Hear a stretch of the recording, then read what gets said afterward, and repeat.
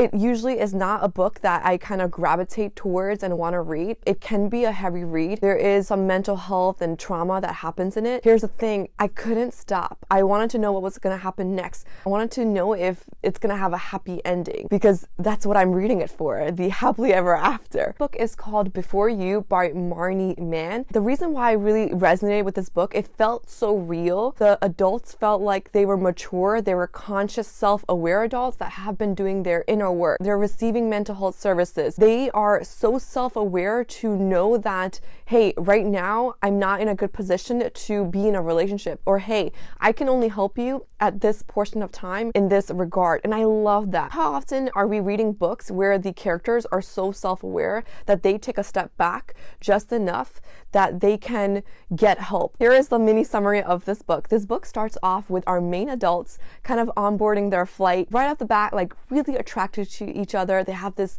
amazing conversation, chemistry. He is like this really wealthy, I don't know, billionaire. He doesn't usually take these kind of flights. So he was kind of like, oh, why am I here? After he sees her, somehow they end up sitting together. She is a social media food blogger who travels to do reviews. She's on the flight to go review someone's restaurant. Our main lead and our female lead, they hit it off. They're having this amazing conversation. And then the biggest twist of like the book. There's so many twists in this book. I think that's why I kept on reading it. But the biggest twist that I didn't see coming, it was not in the summary when I was trying to figure out if I wanted to read this book in the first place. What it was, during the flight, they experienced a traumatic event of the plane crashing. Some people die, a lot of people get hurt. They are constantly checking in on each other. This reminded me of that episode of Grey's Anatomy when their plane crashed, how horrible it was. So I was kind of like imagining it happening with them. It was very descriptive. She went in shock. She started panicking, which obviously who wouldn't? Surprisingly, he was calm.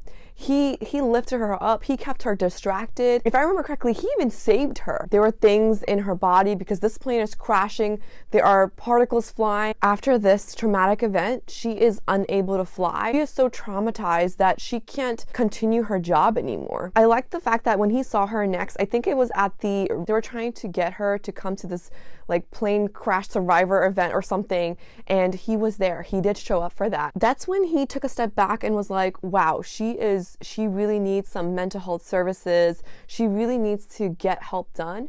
And although there is this some like potential of us being together, this is not a good time. Even in his chapters, he was like struggling. He just threw himself in work. I do not remember if he was getting mental health services. Something deep inside tells me he was, because how consciously aware he was of saying, I've been through this before. I've seen someone that's gone through such a time that she needs time to herself to figure herself out again, to get herself back on her 2 feet. And so he was trying to be so patient and kind of distant. She has raved about him to her family. Like, this man was incredible. He helped me. The conversations I had with him, and she thought there was something. I mean, there was something, but he was like, no. I think he left that event quickly. He wanted to see her, but he couldn't.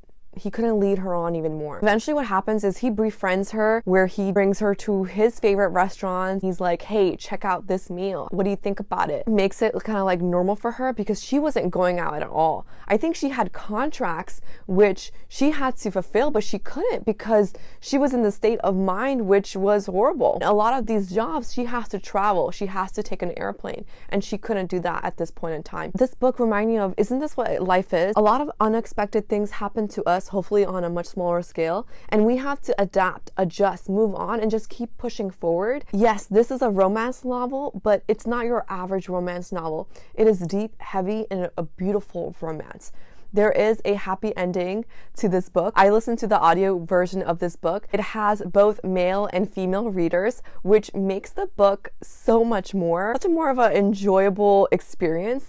I think graphic audio has kind of ruined and enhanced my experience of listening to audiobooks. This is not a graphic audio book. If you're not exposed to graphic audiobooks, I would highly recommend them. It literally is their tagline. It's a movie in your mind, and it really is. It has sound effects and much more, and I love graphic audio. My last comment I want to say, several times of this year, I've been wanting to re-listen to it, but because it's such a heavy book with a lot of stuff that happens to them, I've been hesitant. Talking about it and like scripting and writing the notes for this book has made me so excited that maybe it'll give me the courage to re-listen to it. If you have read anything else from this author that you want to recommend to me, let me know.